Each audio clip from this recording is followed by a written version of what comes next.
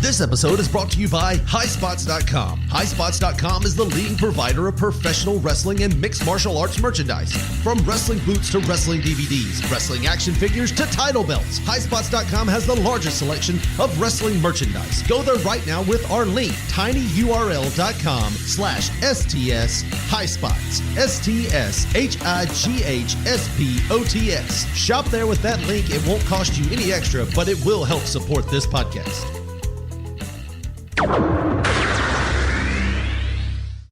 Have you listened to episode 100? That's right, 100. That was Thursday's episode. Thank you for everyone that's listened. Thank you for the great comments. Here's a clip. If you haven't listened, listen now. Download. Do it.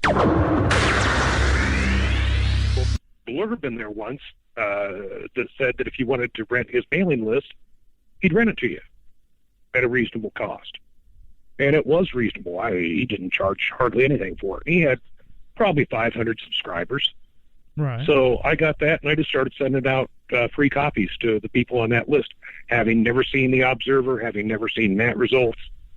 And I was trying to keep the kayfabe. I was trying to let people know, okay, this happened, but we're not going to come right out and say it's worked. Right. And Dave just happened to be on the list that I sent some of my first copies to. And so Dave just turned around and sent an Observer back to me, and I went, whoa. And, like I said, I had no idea that you could say that, and I had no idea that any of them existed. I thought that I had an original idea, and found out that it was anything but original. So, and then that's kind of how the newsletter got started. 5, 4, 3, 2, 1, 0. Let's start the party.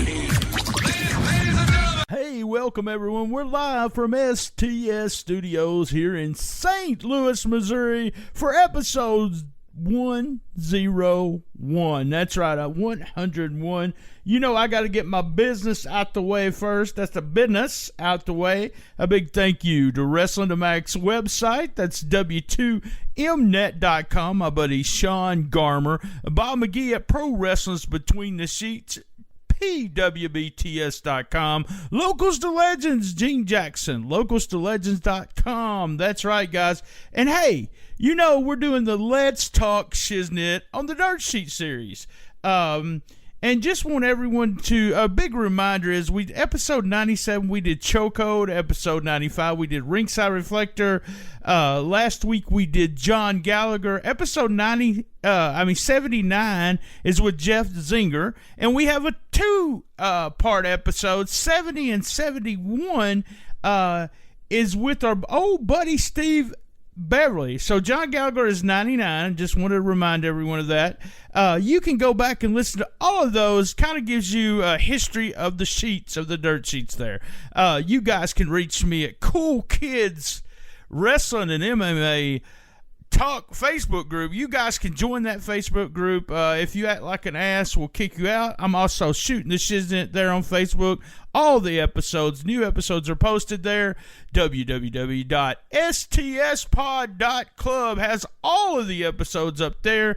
At Comic Book Mark BT on Twitter. At BT Shooting the Shiznit on Instagram. That's right, we're all over the place, guys. You can listen to us on iTunes, Stitcher, Player FM, Pod Paradise, Spreaker, just a little bit of everything.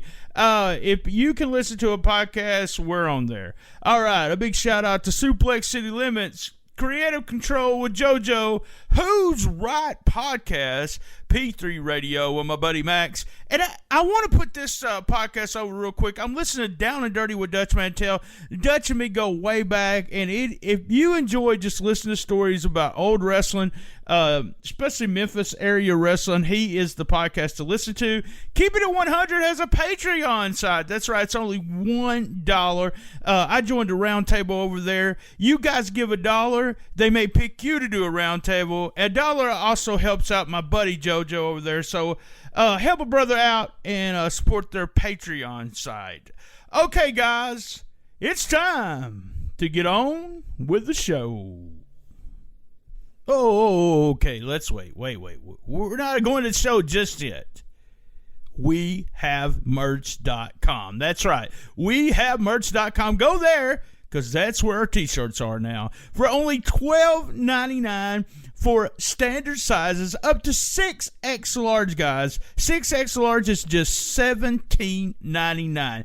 Go to WeHaveMerch.com. Look for the Shootin' the Shiznit store. Order your shirts today. Now, on with the show.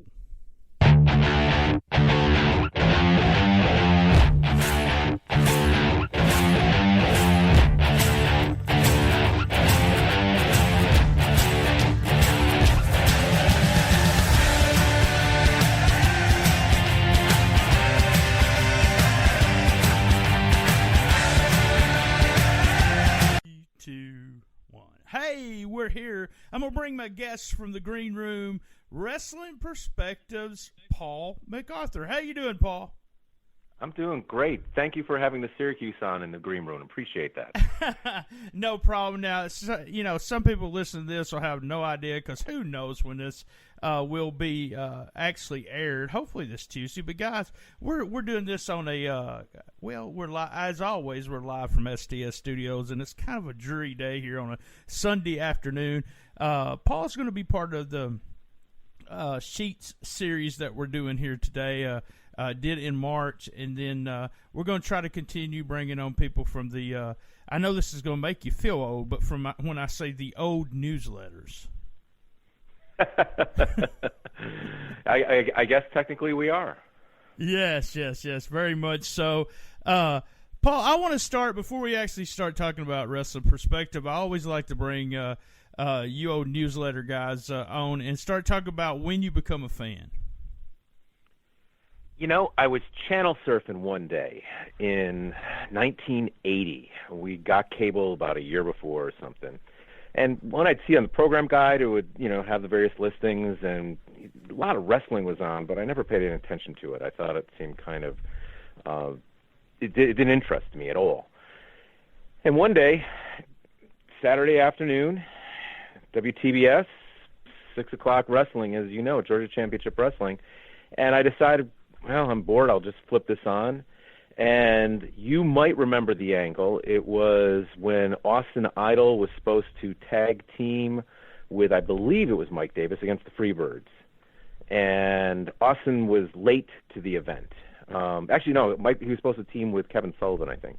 Yes. But anyways, he was late to the event, and, there was a telegram that was sent indicating that, he had a flat tire or something, and he wasn't going to be able to make it. And so they end up, the Freebirds end up wrestling Kevin Sullivan and some other guy. Again, maybe it was Mike Davis who wrestled with Kevin Sullivan.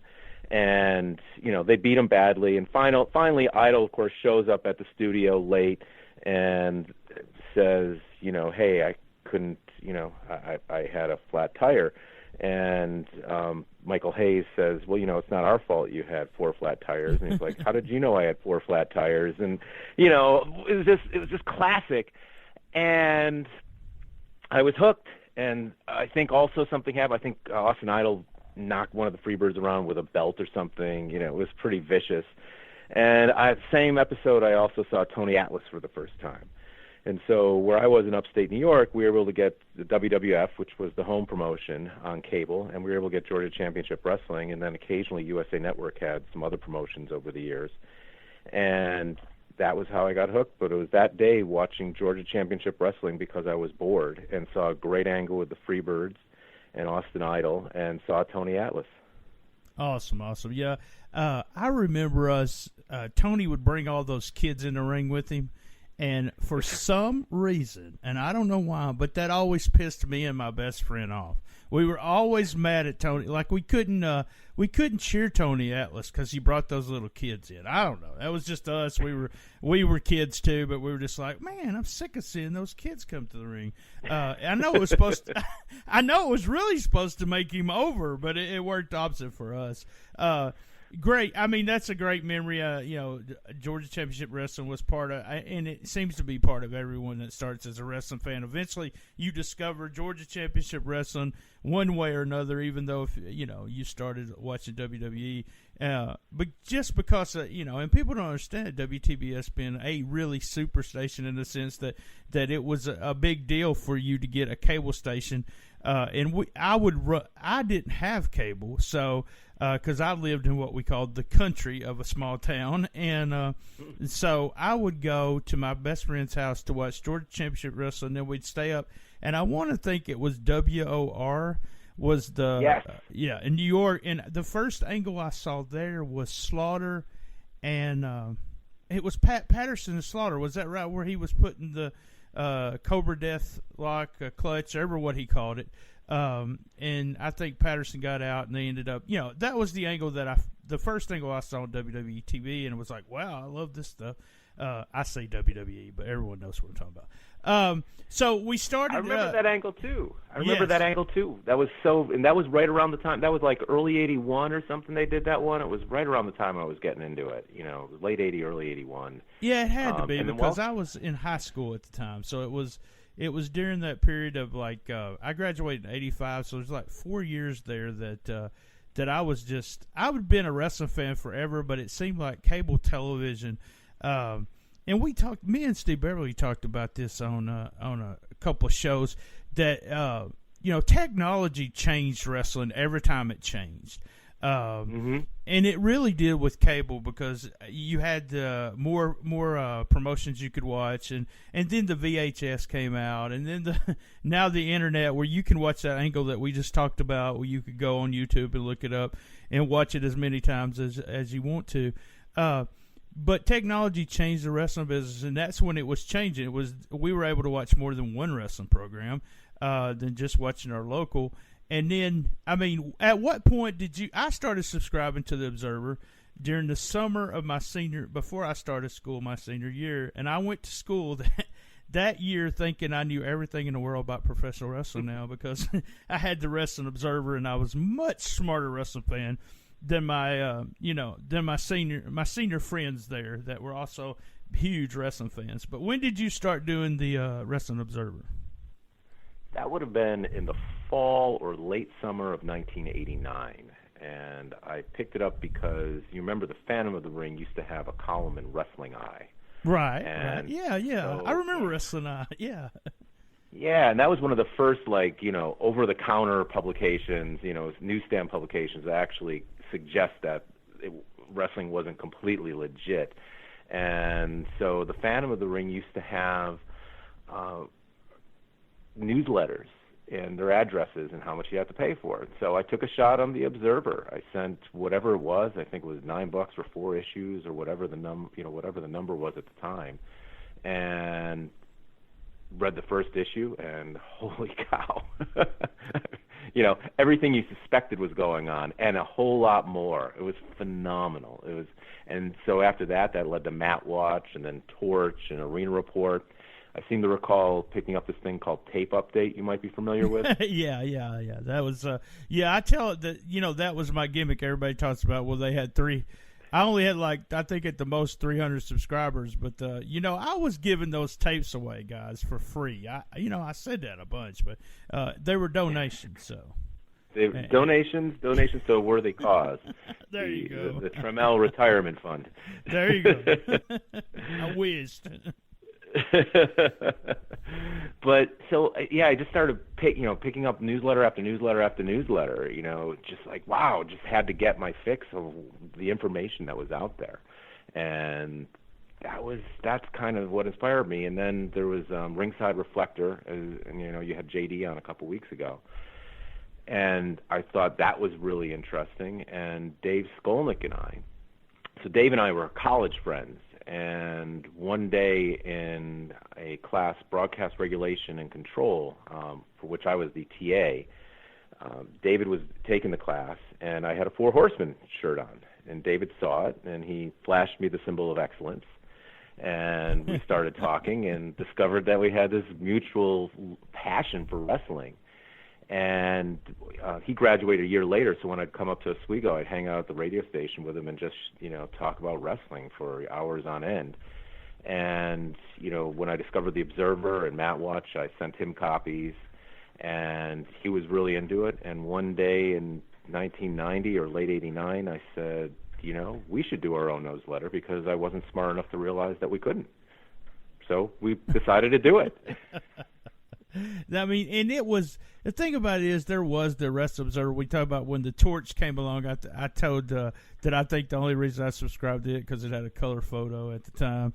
And Wade has made a living and still makes a living to this day doing him and Dave and a few other people that we grew up with there as the newsletters. But yours was one of those that we had the news coming in with the Observer, and the Torch sometimes had something the Observer didn't say, and so you had to kind of eventually subscribe to it, and then you had other news, newsletters. I guess that's the correct way of saying it. That people try to give the scoops and stuff, and there was some that would succeed. I really like MatWatch because it grabbed a different audience, and he did have good sources because of the television.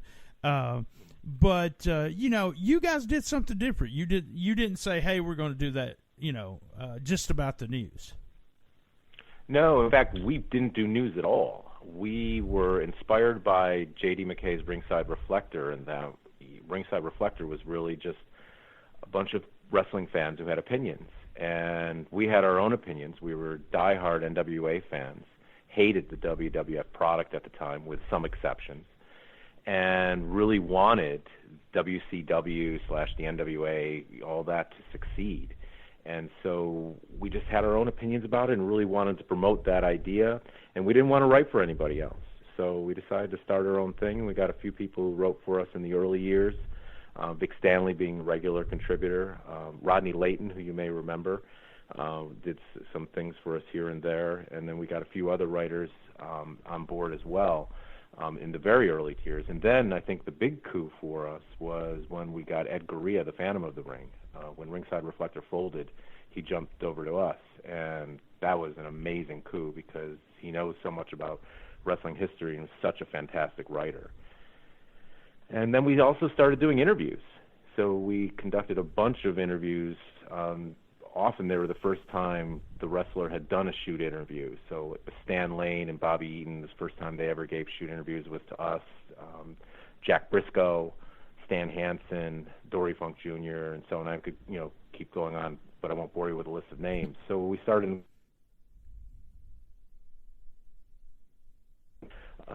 commentary.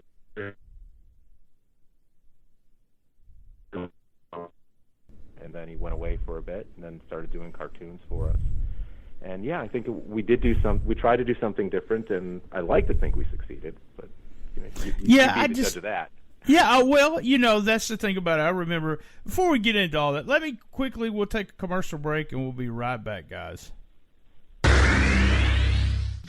80s Tees is the leading online retailer of officially licensed t-shirts, specializing in retro movie, music, TV show, video games, comic book, and cartoon t-shirts. 80s Tees has you covered. They have everything from G.I. Joe, Seinfeld, and Back to the Future, as well as 152 different classic wrestling shirts. Plus, free shipping on all orders over $50. Visit them now at our link, tinyurl.com/STS80stees. That's tinyurl.com/STS80stees. Visiting them at our link will cost you nothing extra, but it will help support this podcast. Now, back to the show.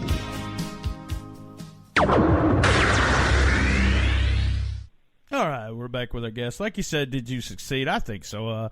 The thing I remember about the Wrestling Perspective is when I first got it, and all I could think of is, man, these guys are writers. We had a lot of people putting out newsletters, me included. I was not a really great writer, didn't have anyone editing my stuff.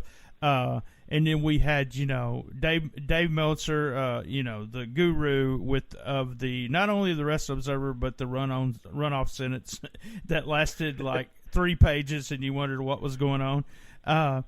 and you had to the go broken back. O key. Remember the infamous broken O key Yes, for about a year? Oh, I forgot about that. Why don't you just buy a new typewriter? But yeah, that was the part. And the part I liked was that it was, I don't know. It was one of those newsletters, in my opinion, that I could have handed to anyone, even outside the business, or someone that wanted to become, smart to the business, or you thought was a really good fan, but just really didn't get it, in the sense that you're not, you're able to show them something that's written by some intelligent people instead of just a bunch of. Now, Lance Levine was a really good writer, was fun to read, but you guys come off as really smart. And I grabbed a quote from Chris Cruz. Now, Chris is still a friend of mine, and I can't get him to come off on the podcast for nothing. I mean, he always tells me he hates professional wrestling, and you can't say happy birthday to him or have a good day or anything. Chris is just he's a grumpy old man. Is what Christopher Cruz is. But he said no other wrestling publication provides incisive, long-form interviews from the biggest names in the business, combined with smart commentary and the Phantom of the Ring's look at the history of pro wrestling. And I think that really just summed it up. What you were known for was, at first, you guys just dove into a subject. And you can remind me something that you can remember that you felt was, something that you wanted to talk about. You two guys wanted to talk about. Well, when we started up, I think the first issue we had an article about blading, and right.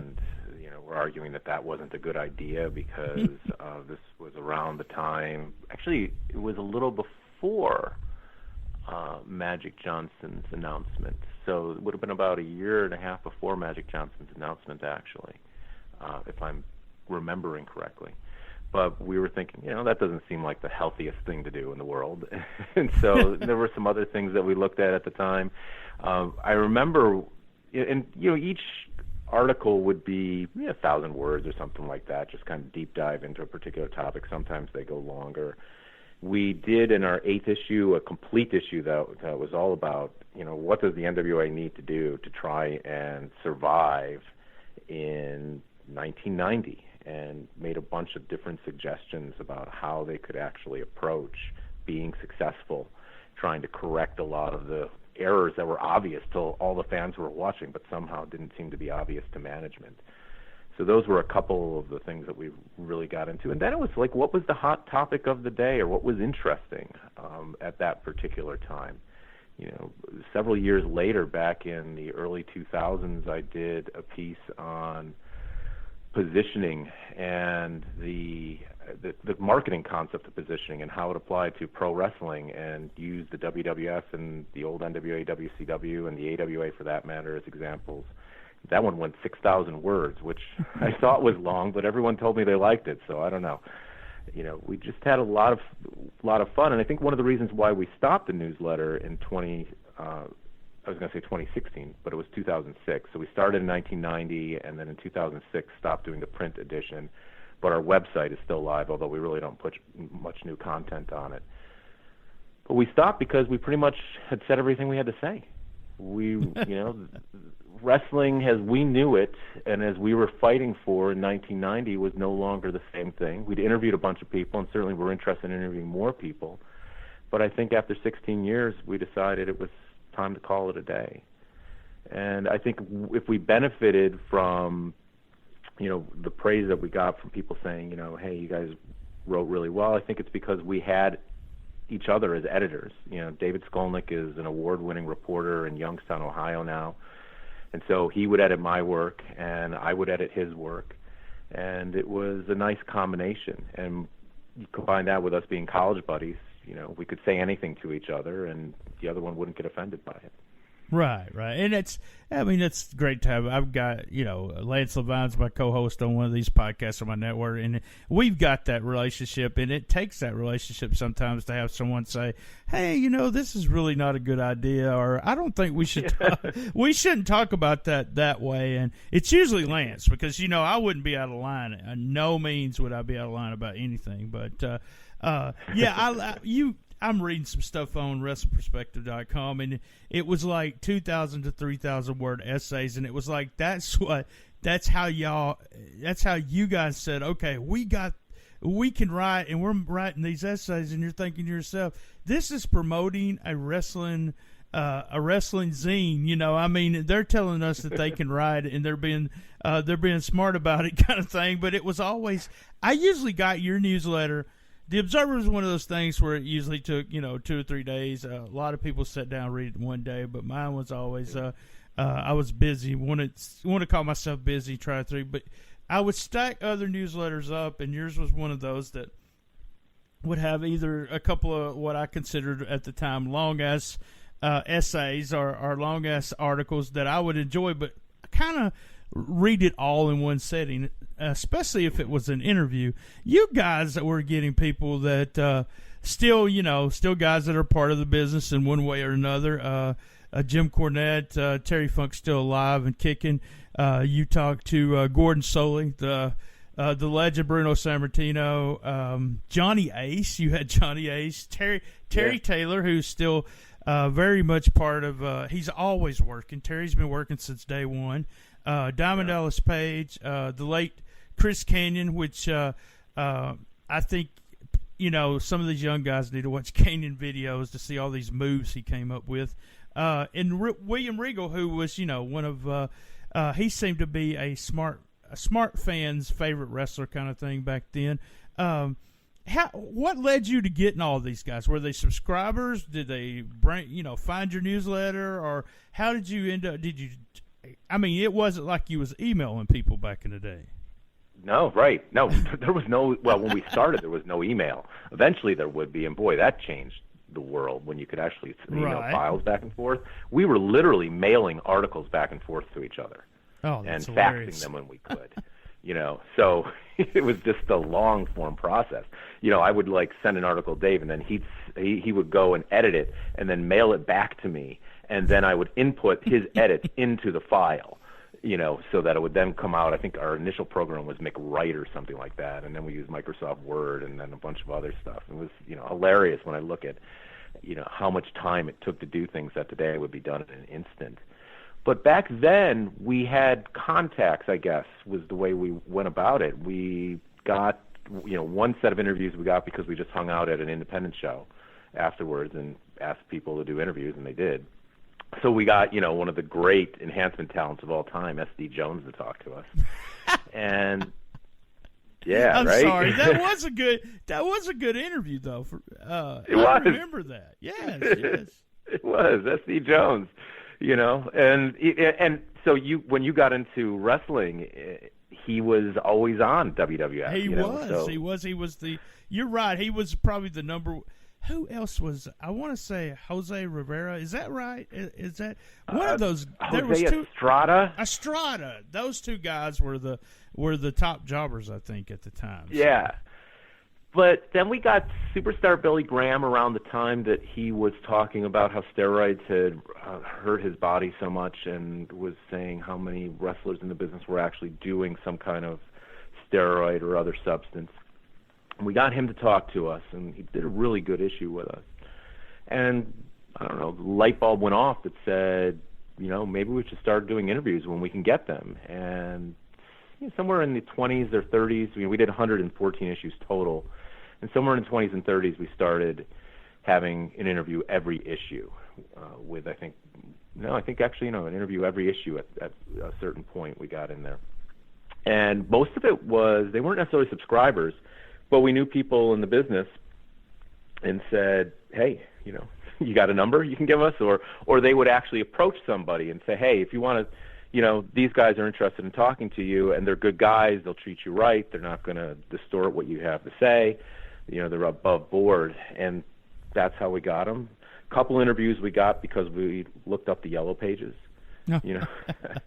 What's that? Hey, young guy. We got a bunch of young listeners probably want to know what the hell you're talking about there. So we got the Briscoe brothers we got Jack. We didn't do Jerry, but we got Jack Briscoe by calling Briscoe Brothers Garage. We got Stan Hansen by going through the David called Information. and he got his phone number that way. It was listed. And so he got information for Stan Hansen and got that interview. Missy Hyatt, I think we got because I had sent a copy of an article I'd written about her to her through WCW, and they gave it to her. And so she called me up to thank me for what I wrote in the article, because it was very, I think she's always been an underrated talent. And so she ended up doing an interview with us that really popped our subscriber numbers big time. And, big time being a relative term. But, right. We're not talking observer numbers or anything like that, but she did kind of push us over a hump, and that really helped our distribution. But yeah, it was really just, talking to people, connections. One person saw our newsletter and said to, because I forgot where he saw it. I can't remember whose coffee table he saw it on, but he's like, I want to be interviewed by these guys.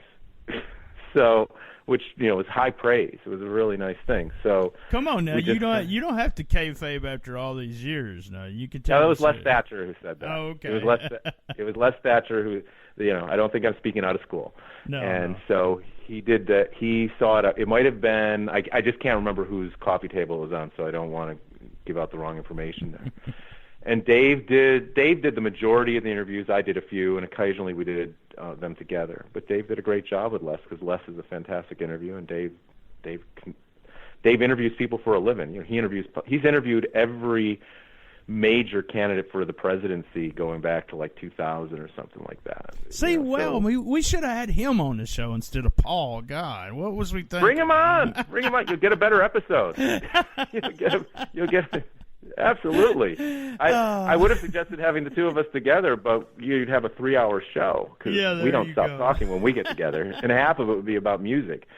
There you go. Yeah, well, that's, me and Lance recorded one of these, and we spend 20 minutes before and 20 minutes later after it, either bitching about what happened at work or believe it or not, there's podcast drama. I'm coming up on the 100th episode, and it seems that we didn't get it as bad in the newsletters, where people were like, I don't know, stabbing you in the back, or didn't want to trade this, didn't want to trade that. It's just hilarious, because I used to trade my newsletter to everyone, I guess, except for Meltzer, and it was just fun that that we were able to. Trade out and get, my Wrestling Riot was actually advertised in Observer, which would, help my subscription base there. How many people did we have at the most subscribing to your bulletin? And do you remember how much we charged? You probably do, but how much did you charge? I want to say the peak was the 150 neighborhood in terms of circulation. Right. So around 150-ish, maybe 175. I think the Bruno interview, that issue sold more than 200, but we had to do reprints of it. The Bruno interview continued to sell for a long time, because it was the first time he ever broke kayfabe. And it's a great interview. I had nothing to do with it, so I can say that. Other than, that was all David, and he got 2 hours out of Bruno, and it was amazing. But that one hit over 200. A couple of the Missy issues might have hit over 200, because we interviewed her like 4 times over the years, and she was always popular. And a couple others might have popped over that number, but Bruno was probably the best seller. Missy's the one that got us more notice, and then Bruno's the one that sold the most over time. And in terms of the cost, it was originally $1. And we liked that. It was nice and simple, right. $1. And we always got frustrated. I'm sure you got frustrated by this too. People who, tape update was like 75 cents, right? Right. Yeah, right. So people would ask for a sample. They'd spend, the 29 cents on a stamp and ask for a sample copy. And I'm like, you couldn't enclose $1? $1? You could at least send $1. Come on now. Yeah, right. $1, And so that was all, and what I found over the years is the people that ask for a sample without sending you the $1 were far less likely to subscribe than the people who sent $1 for one issue. let me try it out, but I'm willing to put down the $1. Those people are more likely to stick than those who just said, give me the free sample. Well, so we started out at $1. I'm sorry, go ahead. Well, I got involved with Fact Sheet 5, and we mentioned this during with Gag when I had Jeff Singer on here, and you talk about exchanging. I got some of the weirdest newsletters that you would ever get. I got and the thing about it is all of us kind of eventually just quit doing newsletters, and we've noticed that a lot of people, it's almost like podcasting is what newsletter was in the height. Like, there is so many people with a podcast, and when I started back doing one, I was just like, every time I turned around, well, so-and-so does this podcast, and this guy does this, and I'm like, am I ever going to get an audience? But thank goodness I've got Wrestling Right, and then I did a Memphis-based kind of kayfabe sheet that you probably have it was a website for about 5 years, and I have that audience, and then then the audience of people that know me now. So it's kind of weird that we're able to grab people in, and these have really made people excited to sit and listen to you guys talk about putting together. You said something while you were talking about mailing articles to each other. I did the same. I never thought about that, but I had to wait till they came in the mail before I could copy them and put them in the new. It's just, it was just a lot crazier thing than what can be done now. Hey, man, I want to ask you one last question, then we'll get you off here. So all the interviews you had and the people that subscribed to the bulletins, who would you say was your biggest pushback? Was there anyone that pushed, that said you guys shouldn't be doing what you're doing and didn't have any interest in being, interviewed by you guys?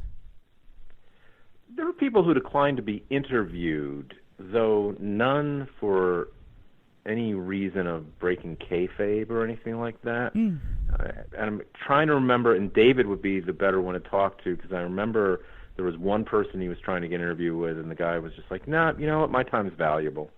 And there might have been one or two wrestlers who were like, yeah, I'll do it if you pay me. And we're like, no, thank you.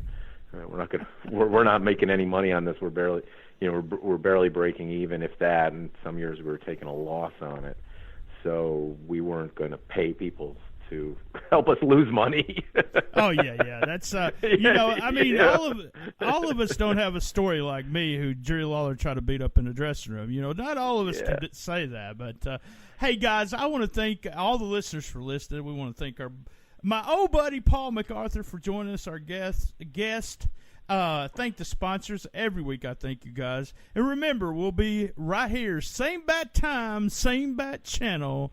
The best little wrestling podcast in the business. Be there. Love my mama. Hey, thanks, Paul.